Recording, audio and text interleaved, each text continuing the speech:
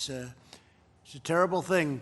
We all saw what we saw, and it's very hard to even conceive of anything other than what we did see.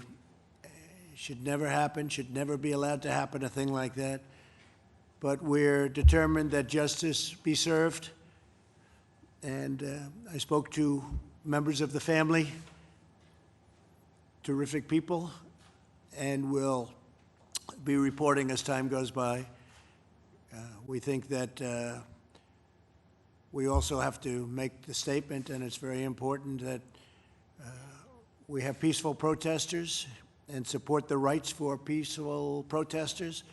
We can't allow a situation like happened in Minneapolis to descend further into lawless anarchy and chaos, and we understand that very well. It's very important, I believe, to the family, to everybody, that the memory of George Floyd be a perfect memory.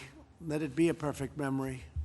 The looters should not be allowed to drown out the voices of so many peaceful protesters. They hurt so badly what is happening, and it's so bad for the state and for that great city. So we are working very closely with the Justice Department. We're working with local law enforcement. We're working with everybody, and we're speaking with the family. And hopefully everything can be fairly taken care of. I understand the hurt. I understand the pain. People have really been through a lot. The family of George is entitled to justice, and the people of Minnesota are entitled to live in safety. Law and order will prevail. The Americans will honor the memory of George and the Floyd family. It's very important to us. It's very important to me to see that everything is taken care of properly. It's a horrible, horrible situation. And so we'll be reporting back in due course and as quickly as possible. I'm pleased to welcome American industry leaders to the White House as we continue to safely reopen America. We're glad to be joined by Jeff Bellotti of Wyndham Hotel and Resorts. Wyndham Hotels have been really terrific company over the years. Brian Goldner of Hasbro, Dave Hoffman of Dunkin' Brands, Gary Kelly of Southwest Airlines, really good jobs they've done. Rodney McMullen of Kroger, thanks Rodney.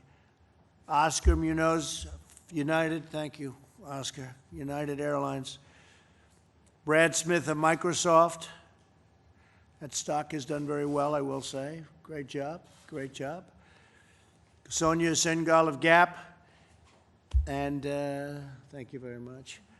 Also with us are Secretary of Treasury Steve Mnuchin and Secretary of Labor Gene Scalia.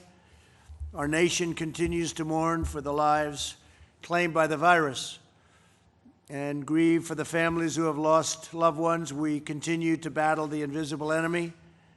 We're directing the full resources and support of the federal government to safeguard high-risk populations, especially in nursing homes. We've been a very powerful strategy on nursing homes for quite a while.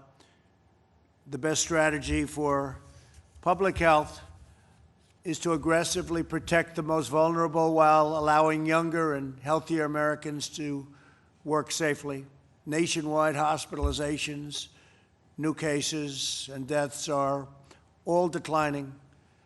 We're tracking cases and hospitalizations daily, and states are demonstrating their ability to rapidly identify and contain new outbreaks. Our testing is the best in the world. We've now surpassed 15 million tests, which is much more than any other country, by a factor of many times.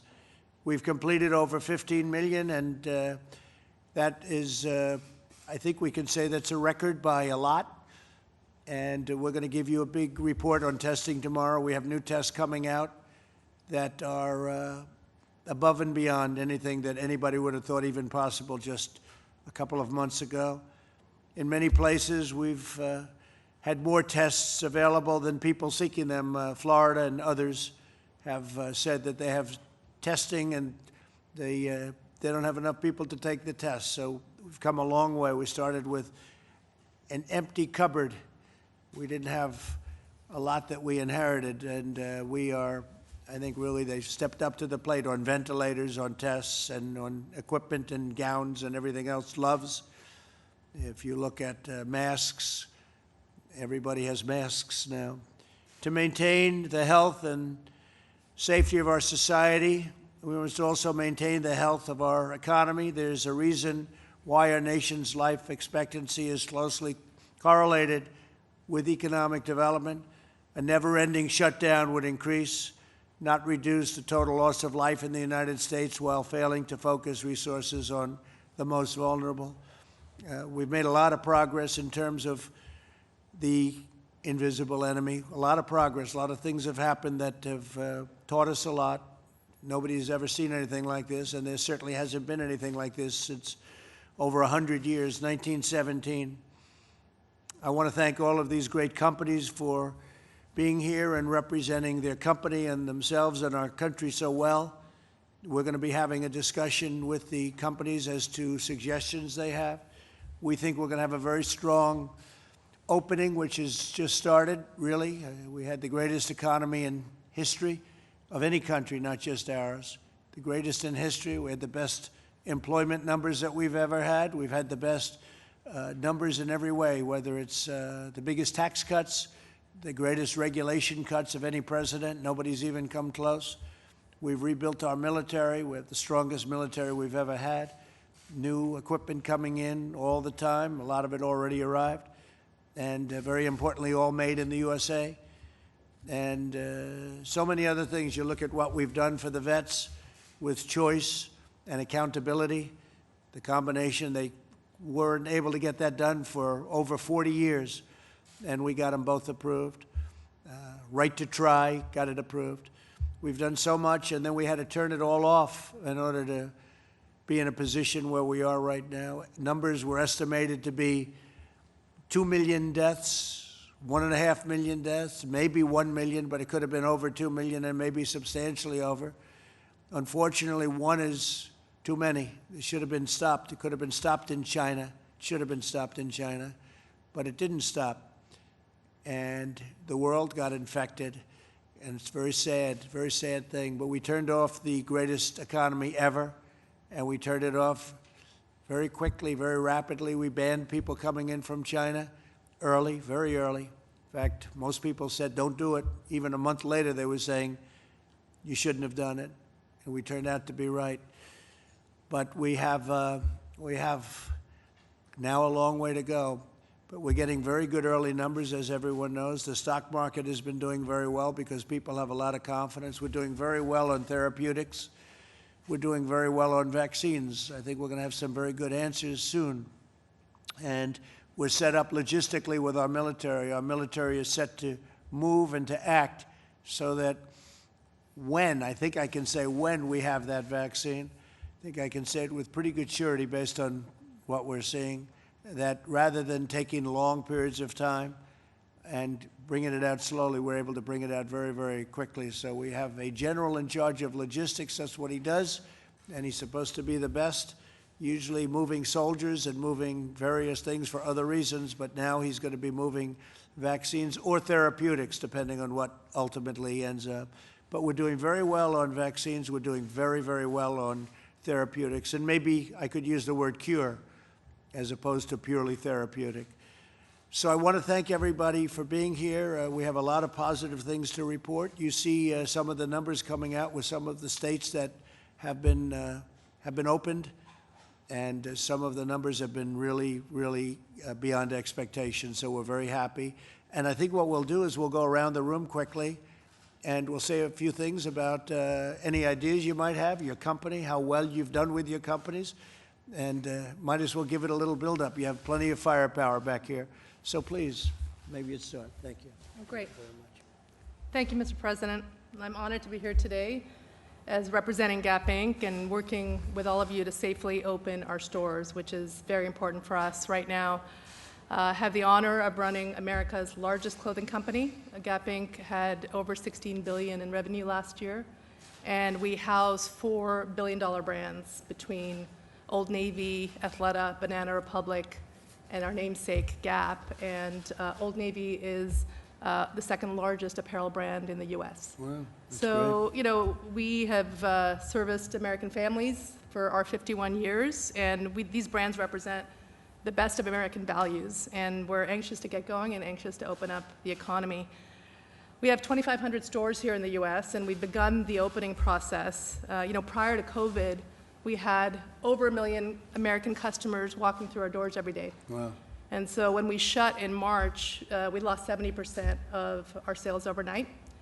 And we reacted very quickly. We had to make really big, unfortunate decisions to furlough employees and to retrench.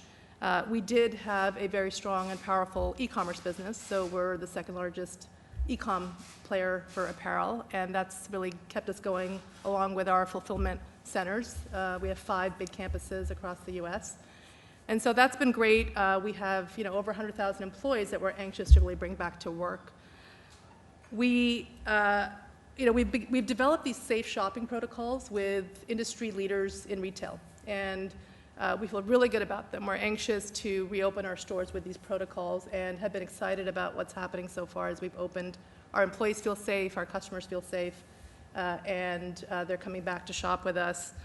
And so we are committed to opening at least 800 stores this month. Great. And so we're on track for that. In fact, we're a little ahead of that, which feels good.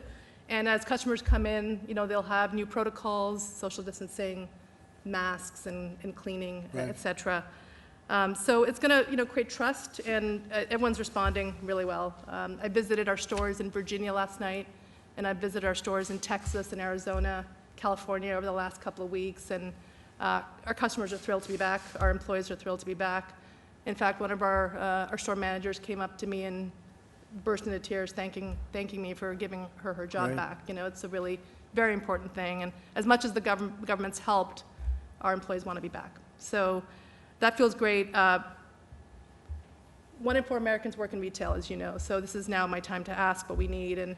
And during this closure process, half of retail stayed open and half of retail's been shut. So we've really created this lack of level playing field, you know, the haves and the have-nots. And you know, as we look forward and as we think about a possibility of a resurgence or something, we must stay committed to these safe retailing protocols and really stay there and work through any future issues with that so we can have an equal playing field. So I look forward to working Thank with you. you, And Sonia. Secretary Mnuchin has been fantastic to That's work good. with. He's so done a thank you. great job. Thank you, Sonia. Appreciate it. Steve? Thank you, Mr. President. I really want to thank everybody, and Sonia, thank you for all the work you've done and everyone else. I do want to just particularly thank Gary and Oscar. As part of the CARES Act, we've worked with both of you and the rest of the airline industry. I know many of the businesses here have been hit very hard, but the travel industry in particular, and we appreciate everything you've done with us. Thank you. Thank you very much. Oscar, please. That's a heck of a lead-in. Thank you as well. Thank you. The CARES Act was great, and everybody that was involved. Larry, you were terrific as well in the waning moments. You know our story, so I won't belabor it.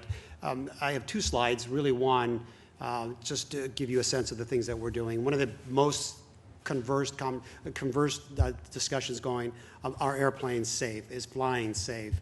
And I think that's of paramount importance. We've always been one of the, if not the safest industry in the world, and so some of the things that we're doing are on this chart. And it's simply everything you think, hydrostatic testing that disinfects, wiping everything down, the wearing of masks for everyone. We were one of the first to be able to do that. You know, touchless aspects. Our customers get a chance to choose where they sit. The HEPA filters on our aircraft. I think it's important for the flying public to understand. These HEPA filters are hospital-grade filters that remove 99.7% of particles in the air. The combination of the filter and the mask that we're wearing should completely eliminate, to a great degree, the aspect that if we practice all the other things. And so we're working through all of that.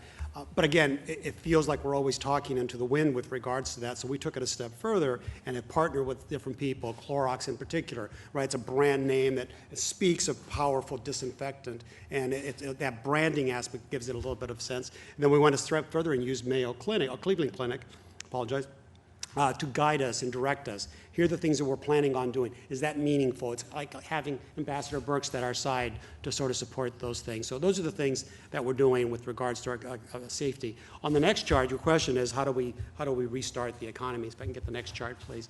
The first one's obvious, and I think we've all been talking in the business community. It isn't just about airlines flying. People have to go someplace and fly somewhere, right? The hotels of the world, the hospitals, I mean, the restaurants, the theme parks, all of that has to be collectively. And I think everything we do as a business and as a government is to ensure that we take everybody into account and not forget the fact that airlines are only part of it. And so that's an important part. And then again, from a health perspective, I don't know that there's another nation that has more powerful pull back to branding than the U.S. Anything that comes out of the U.S. is going to be accepted. So thank you for the efforts, Ambassador. It was wonderful at those conversations. And then lastly, and this is the big ask from our perspective, we are global. We fly over 60 countries. And this isn't a China question. This is the general aspect of when the world restarts to fly. It's historically every government, every country will have its own regulatory scheme to start flying.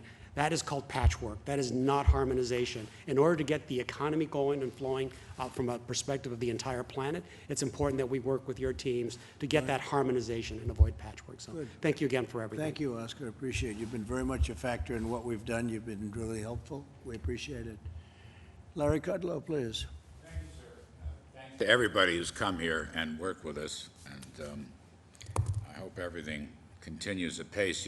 We try to follow, Kevin Hassett and I try to follow these high-frequency economic indicators, and my little list is growing. I'll just rattle it off because as things open safely, I say that because Deb is here, truckloads, freight shipping, air travel, hotel bookings, TSA travelers, all starting to shoot up. They're really green shoots. You mentioned the stock market, sir, which has done very well. Apple mobility, gasoline demand, tremendous housing demand. Applications for mortgages and so forth are actually now pre-pandemic levels again with low interest rates. And we had a number today from the income report. The saving rate, sir, is 33% for the month of April. 33%, which is to say we've given them a lot of income. Government income has boosted things, liquidity, cash, and so forth. Stephen's great efforts on Capitol Hill. And, of course, the stores have been closed. They have nowhere to spend, so they're saving at a 33% rate. That's almost 10 times the norm. So that, my final point, as we open and as the stores open, we are going to see a boom in spending. I think so. At the stores. I agree. I think boom. we're starting to see it. Yes, I think you're going to be people are going to be very surprised. We're going to have a great third quarter, a great fourth quarter. I think next year is going to be one of our better years, so that's really great. Thank you very much, Larry. Yes, sir. So Jay Clayton is the head of the SEC, Securities and Exchange Commission, and he's done a fantastic job, and I thought maybe I'd invite him up, and you could say a few words if you'd like, Jay. Thank you, Mr. President. What I want to say is I appreciate the information that your companies have given us today. Investors want to understand the operational and financial challenges you're facing. The more they understand them, whether they're good or bad, the more your plans are solid for overcoming them, the more confidence they have, and our markets work better. I'd be remiss if I didn't thank Secretary Mnuchin and our friends at the Fed for the way they have supported our markets through this uncertain time. And I really want to thank the many companies who've been very candid with their disclosure about where they stand. That's what our investors expect. I think you've done a terrific job giving our investors what they expect. And I look forward to continuing to work with you.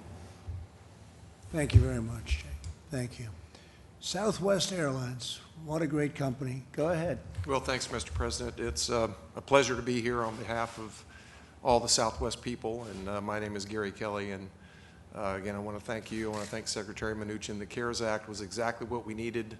The speed and the scope were just absolutely breathtaking. Before, the markets were closed, and after that, the markets opened up, and we've been able to do a significant amount of financing, so thank you. It was just the right thing for our economy. I'll just echo what several have already said in terms of the business, we got down to about 2% of the normal traffic volumes and are up well beyond that, thank goodness. We're not there, but I'll take 15% as opposed to 2. So we've got a long way to go, but the trends are in the right direction. I think what is important is to make sure that our employees and our customers know that it is safe. And that is our #1 priority, to make sure that we have a healthy and safe environment. Again, I'll echo a lot of what Oscar has already covered, but we published the Southwest Promise in early May, and it addresses cleaning of the airport, deep cleaning of the airplane. We require masks of our customer-facing employees as well as our customers. We are not booking the airplanes full so that the middle seats are open to allow for physical distancing. And it's a layered approach. The one thing that we would like to see, and I know that the administration is looking very carefully at this, is to add a health screening at the TSA checkpoint. I think a temperature check like we had today coming into the White House would be very sensible, along with a health declaration. And we're working closely with the TSA on that point. I think beyond that, I think ongoing tax burden reduction would be very helpful in terms of ticket taxes. I know we've got a ticket tax holiday for 2020. As sales begin to pick up and airlines begin to get back on their feet, that could be something worth looking at. And I think for all of us, some sensible form of liability protection, which I know is also a topic, would make great sense. But we applaud all that the administration is doing. I think the key indeed is to get treatments for when people are sick, #1, so that they're confident that they'll quickly get back on their feet, and then #2, ultimately getting a vaccine. When that happens, I think that things will absolutely take off. Lastly, again, I wanted to thank you all for the support with the payroll support program. We've never had a furlough or a layoff or a pay cut in our history at Southwest, and we sure don't want to have that now. So thank you again, and we're going to fight the good fight here. And thank you, Gary. Great job you do for a long time. Thank you very much. Deborah, please. Thank you, Mr. President. We've made amazing progress together with the American people and with you all. As you heard the President described, new hospitalizations are down month over month by 50%. Mortality, the fatalities that we all grieve, are down significantly week over week. We're excitingly really finding governors and mayors being able to respond to the epidemic in a new way. Proactive testing, finding new cases, contact tracing, and stopping outbreaks. We're seeing that over and over again, county by county, metro by metro. I think we're working with all of the healthcare providers, because just as we want to open up America safely, we want to make sure every American has access to healthcare. We want to see our babies immunized. We want to see them at their well baby checkups. We want to see pregnant women cared for in their appointments, and we want to see the hospitals back caring for people and doing elective surgery and ensuring people are getting their cancer screenings. So as we open up the economy, we also want to ensure the Americans are not only COVID-free, but have all their health care taken care of. So you're seeing much improved numbers. Much improved numbers, and I think this proactive testing, having enough tests available not only for diagnosing at the hospitals and clinic, but having an abundance of testing available to really be able to do what we talk about as proactive surveillance, going into nursing homes and testing 100% of the residents, 100% of the workers, working in food processing plants to test everyone that is there, and really stopping outbreaks before they start. This asymptomatic piece is unique among diseases, and we have that in HIV, we have it in this particular respiratory disease. And so you have to test proactively to find the asymptomatic. No one intends to infect others. They just don't know they're infected themselves. And so working with states and governors and mayors to really set up those testing sites has really been extraordinary. And having a testing available at that level, I think we're about 350, 400,000 tests a day. We're up to having tested 5% of every American in less than 2 months. That's fantastic. It's great. I wish the press would report it. but someday they will. Someday they're going to do that. Thank you very much, Deborah. I appreciate it. A lot of progress has been made. Great job you're doing. Thank you. Please. Hi, Mr. President. I'm Brian Goldner with Hasbro, and thank you for your leadership and for working closely with the private sector to reopen the American economy. You may know that Hasbro is a nearly 100-year-old Rhode Island-based play and entertainment company with brands like Monopoly, Transformers, Play-Doh, Peppa Pig, and Nerf, and it's really an honor to be here today. It's also an incredible honor to see how our brands are resonating with consumers, more people getting together and connecting and playing with games and brands like Play-Doh as they spend time together. We were talking as we were coming together today just how people are making new connections, and we're very excited about that and then the reopening of the economy. And I also have to thank you for the partnership that we've had over time with Director Kudlow, and it's great to get the support that we've seen from Secretary Mnuchin as well. You know, from health screenings to interactive handbooks, safe return to the office, safe social distancing, staggering shifts in our warehouses and factory floors, we are safely reopening U.S. businesses. If we could go to the next slide. We've worked closely with governors in our region, the Rhode Island Governor Raimondo and the Massachusetts Governor Baker, to design safe reopening guidelines. I'm especially proud of our Hasbro safety folks and operations. We've set a standard in our factories and warehouse operations across the country for consumer goods manufacturers. In fact, we're training other consumer goods manufacturers to help them open safely in the U.S. from Massachusetts to Texas. Again, I'm very pleased to be here. I'm very proud of our employees. They're all very excited about getting back to work. And we've been working all along, and as our factories closed down during certain times over the last few months, our teams came together to make face shields in our factories, 50,000 a week to give to healthcare workers, and we've made good use of those factories, and we're now happy to see them back up and running. And so thank you again, and thank you for leadership. That's really great. Thank We you. appreciate that, too. Thank you very much. Hi, thank you, Mr. President. Great to be here. Thank you to the team, your leadership team as well. And look, I'm here representing our great franchisees for both brands, Dunkin' and Baskin. I don't think a lot of people realize that we're 100% franchised. And so big brand names powered by small independent business owners. And we've got a saying in the company that we think we've been getting America running for nearly 70 years. And when this crisis hit, it was about keeping the communities running, but it was also about getting America working again. And so we've been guided by one simple principle, on the next slide, that we've been talking about is it's been about doing the right thing in the communities we serve. And 90% of our restaurants have remained open during the crisis.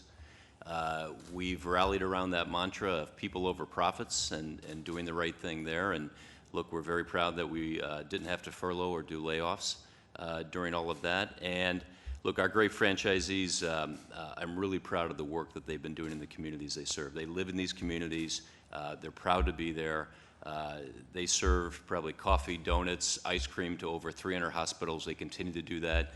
They raised $1.5 million for food banks, including the Capital Food Bank here in our backyard here in D.C. as well. And so, as somebody said, we're starting to see a lot of hope and optimism in our business today. We're seeing really good signs of encouraging green shoots right now. We're working with the franchisees, again, to get America working again, looking at a really aggressive hiring campaign over the summer.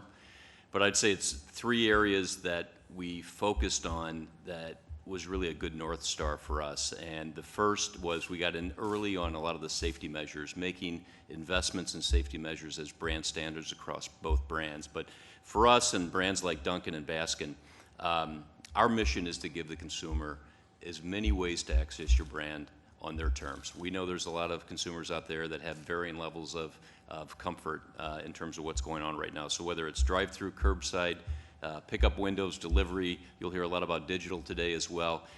Giving the consumer as many options, as many choices to access your brand is important. And I think the last thing, I'll repeat what a few other people said, thank you to you and your administration and the federal government for the PPP program. That has really allowed us to keep our franchisees standing up, allowed them to continue to serve the communities, and keep America working. And my ask in all of this would be the second version of this that sailed through the House, the flexibility plan on PPP.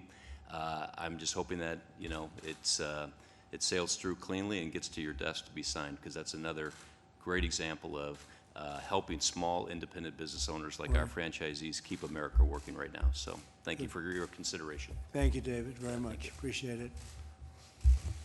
Thank you, President Trump, and really appreciate the invitation to talk about reopening businesses in America. My name is Rodney McMullen. I'm the chairman and CEO of Kroger. I represent over 500,000 associates, and we've hired over 100,000 people over the last 2 months. And you know, our job is to keep our supply chain operating, fresh, affordable food and essentials. And we operate 2,800 stores, 35 manufacturing plants, 44 distribution facilities. If you look at our associates, we've invested over $800 million in safety procedures and rewards for our associates over the last 8-9 weeks. Obviously, we all do everything we can to make sure we keep our employees safe and on a daily basis. If you look at our customers, we have 11 million people a day that come into our stores. So the things that we're doing to protect our employees, we're also doing the same thing to protect our customers. We use every available way of trying to remind customers on social distancing, limiting the number of people in the stores. We have an in-store radio network that every 15 minutes we remind people of, you know, social distancing. But everything that we can do, we're trying to remind people to stay safe and do things. We also are supporting our business and continuing to make sure that we have a viable, strong business over time and supporting the communities that we operate in. Over the last year, working with local food banks, we've been able to provide over the last 3 years, over 1 billion meals with local food banks. And it's something that, you know, in the United States, no one should have to go to bed tonight hungry. We have so many resources as a country, and together we can eliminate food waste. And when we eliminate food waste, we can make sure no one goes to bed hungry.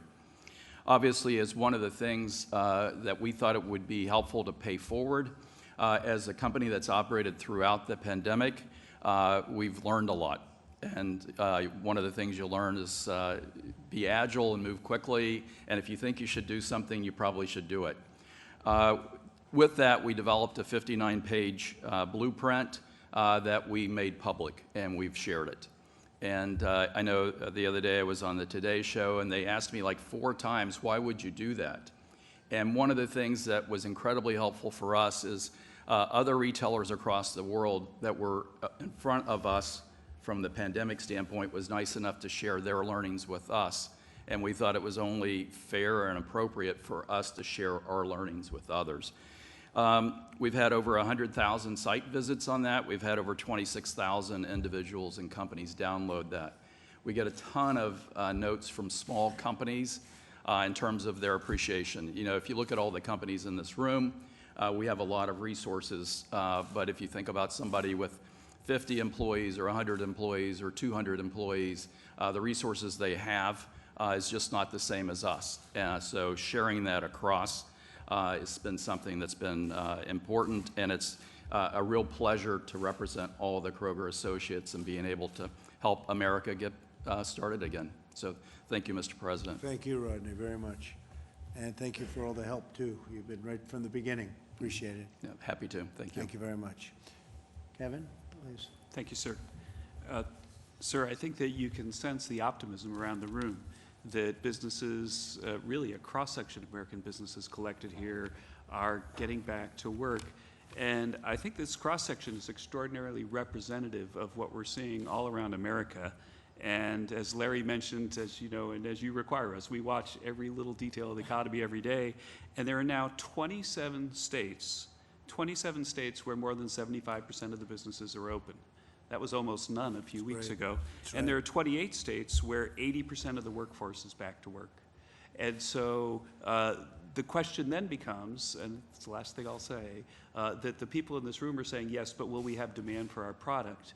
And what we learned today in the personal income report that Larry said is because you required historic policy action, we got money to people who needed it while they were laid off because of big unemployment insurance checks and because of the $1,200 checks that we mailed people. They have the income now that the economies are starting again to go out and demand product.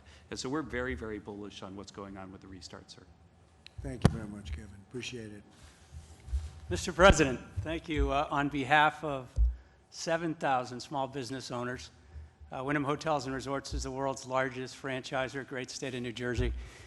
And we have, if I could have the first slide up, remarkably remained open throughout this crisis. Much like Dave and Duncan, our hotels here in the United States really never closed. We were serving frontline workers, we were serving the National Guard, emergency workers, and a large part of that had to do, if I could have the next slide, to the support that, and we really have to, the industry has to call out Secretary Mnuchin, and you've been there for us all along. You've listened to us. The PPP Act has been monumental. 95% of our franchisees have applied for either a PPP or an EIDL loan. And we estimate from the surveys that we're hearing back that 80% of them have received one of those. And they view it as an absolute lifeline. So what as Dave said is most important. This is going to be a long recovery, even though we've remained open. The most important thing for our franchisees is seeing this amendment to the 75-25 rule, which is in the bill. Seeing the expansion of that loan term from 2 years to 5 years, I mean, that's critical for our small business owners. And extending, as the Secretary and I were talking earlier, our ability to rehire those employees that we have had to furlough, to be able to bring them back, not have it expire on June 30, but have that continue till the end of the year is critical for us. We also think the idea of a temporary travel tax to spur leisure travel is important, and we know the administration is in favor of that. And bringing back the full deductibility of necessary business expenses to spur business travel would be very, very helpful to opening our country up again, because as Oscar said, as Gary said, just as planes are safe, hotels are safe. They're safe because we've been safe throughout this crisis with again, 90% of our hotels operating at low occupancy. Demand is coming back, but we need those consumers to feel safe. And we just thank you for everything that you and Secretary and Congress is doing on this industry's behalf, because it's going to be a tough road back. Well, it's going away, but I think we'll have vaccines, and I think we're going to have therapeutics, and maybe even beyond that, maybe a cure. And it won't be in the long distance, so I really think that's going to be helpful. And regardless, it's going away, but that would certainly speed up the process. So we appreciate it, Jeff. Thank you very much. Gene? Thank you, Mr. President. Thank you for bringing together so many great companies, different sectors of the economy that have, some of them been affected really very different ways during the pandemic. Some able to stay open, some really having great difficulty doing it. But one thing we've heard today, and we had conversations earlier before the meeting got underway, I think all of them are very, very focused on safety of their customers, safety of their employees. I don't think there's been a time when American businesses have been as focused on safety as they are right now. And that's a great thing for bringing customers back, bringing workers back. It's been a focus of ours at the Labor Department actually since January. We've tried to help American workers through this crisis in so many different ways, but as early as January, we were helping, providing guidance, guidelines to businesses. We've now put out guidelines to 16 different specific industries on how they can reopen safely. We'll continue to do that so that companies understand what's expected of them, can have confidence in what they need to do, and same for workers. And we're mindful that not every company is going to focus the right way on these things, so we'll continue to respond to employee concerns, complaints as they come in. As Larry and Kevin said, Mr. President, we've turned a corner. We put out unemployment numbers yesterday showing that for the first time since February, the number of people on unemployment dropped.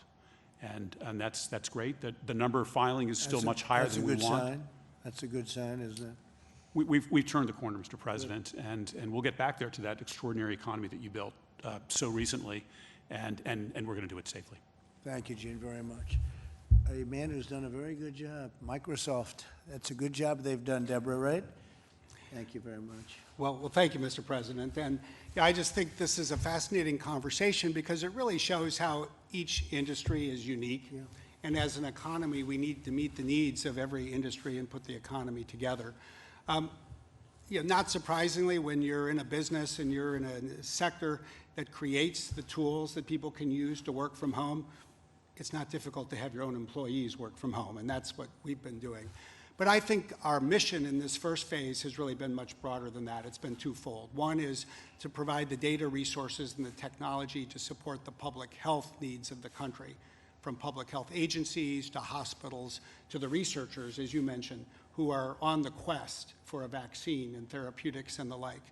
And I think more broadly, it has been to work with, frankly, many of these companies around this table to sustain the economy these past few months so that employees could work from home, so students could study from home, so that the government could operate from home when that was needed. Now, it's all about phase two. And I think you put it well. It's all about both protecting public health and reopening the economy. And here we see, in some ways, something that may look more like a dial than a switch as we go through a series of phases. We think we'll likely continue to see different industries with different needs.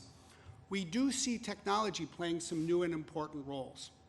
And on this slide, which you'd have to stand within 3 feet of to read, you'll see the 9 different areas where we see different public health needs. But there's 3 I want to call out because I think they're especially important for the private sector.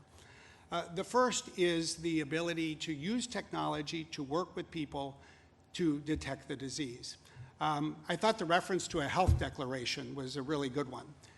It makes sense that at an airport, many employers are going to want that on some kind of self-attestation basis for their employees. It doesn't make sense to do it on a piece of paper. Right. We were developing an app for our employees. We realized, well, everybody's employees need this, so we're now partnering with United Health Group so it can be made available to everybody. The second layer that I think is really important for the private sector is the tracing capability.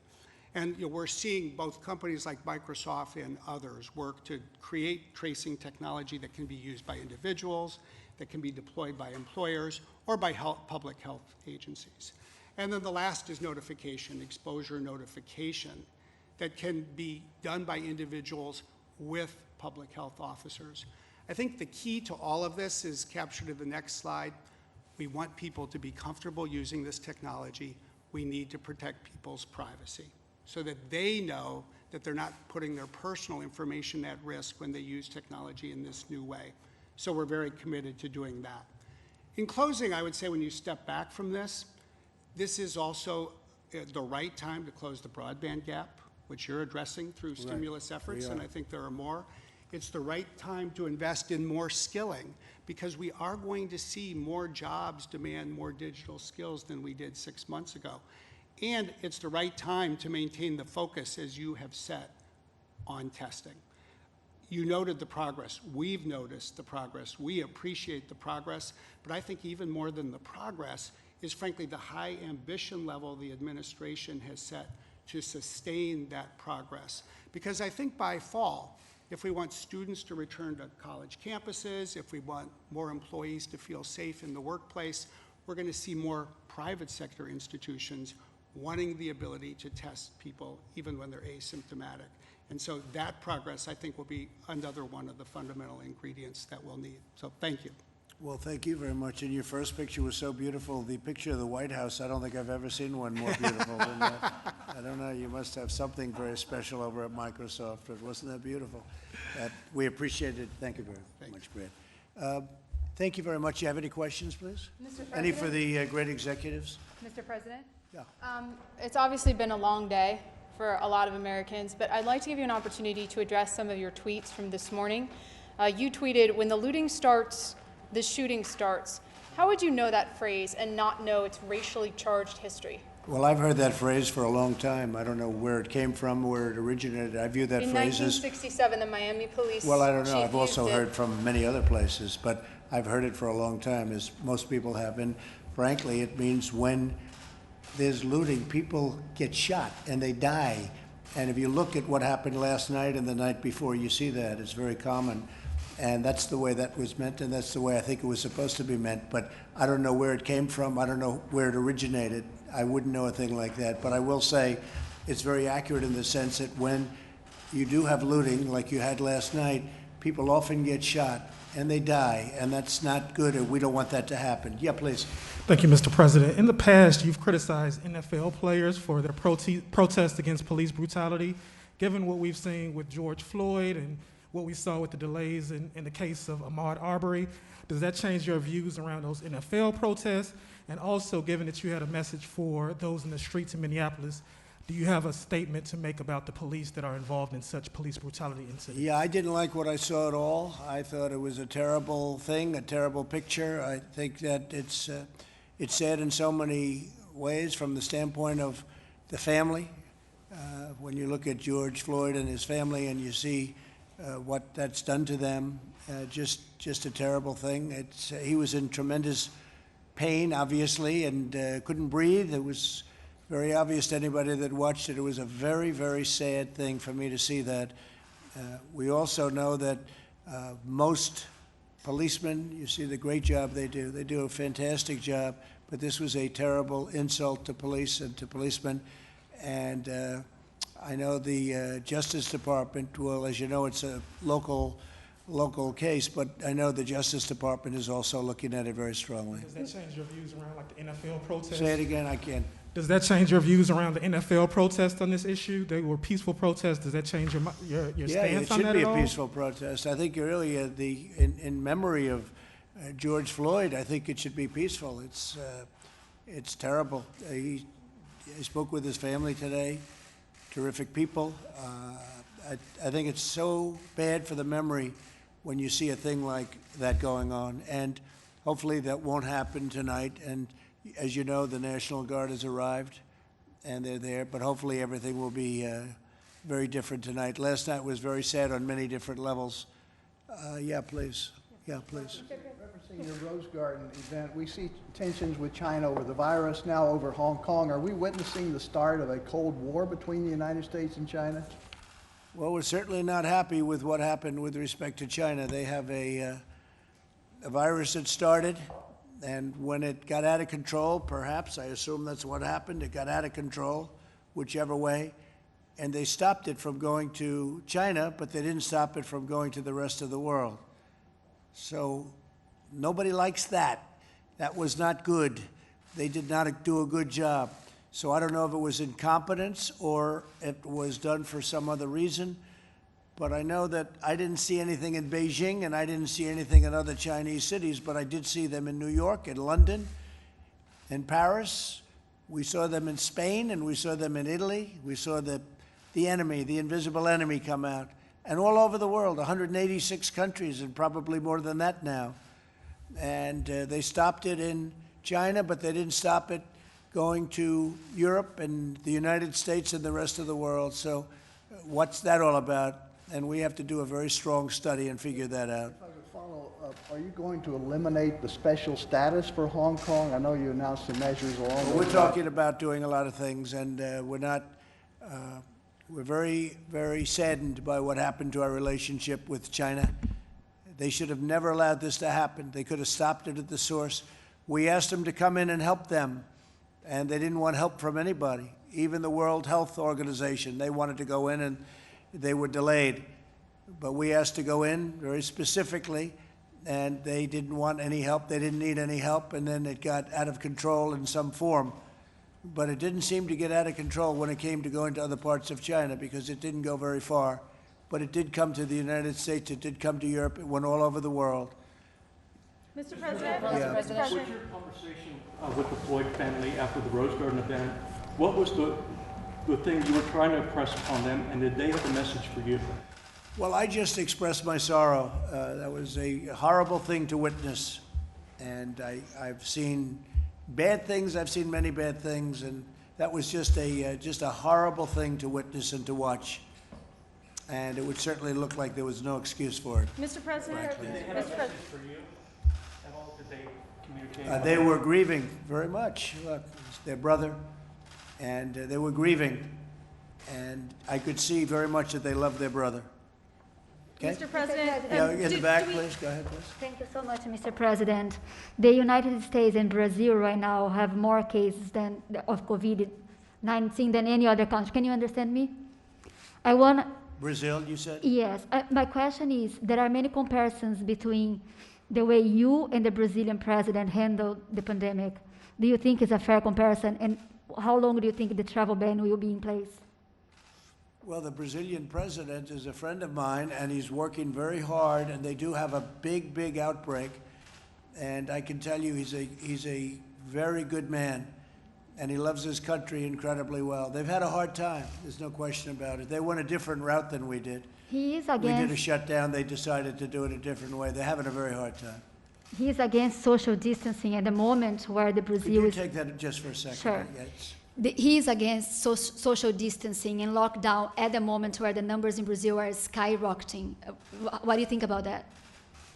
Well, he went a different way. Brazil went a different way, and certainly they're having a hard time. I don't want to be critical of anybody because I have great respect for him, and he's doing a very good job with the country. That he got hit. He got hit like everybody else. They went about it differently than us. I closed down from China. I closed down from Europe.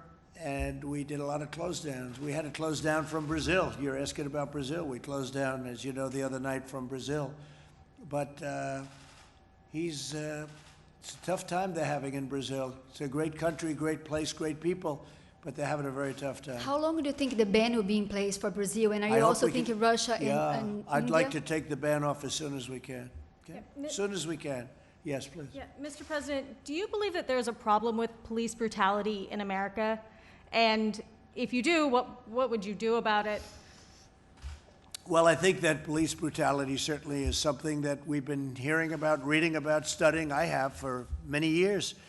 And we all have to say, and I think most people would admit, that most of the policemen and women that I've seen have been outstanding. When you have something like this happen, you look at it and you just say, how does a thing like that happen? Because it just seems so bad to watch. But our police have been very outstanding. Our crime rates are way down right now in this country, and way down. The police have done a great job. Something like this happens, and you really say, that's so bad in so many different ways, and so unfortunate. You see the... Yeah, please go ahead. Yes. Mr. President, it certainly seems like you're sympathetic to some of the frustration expressed by the protesters last night.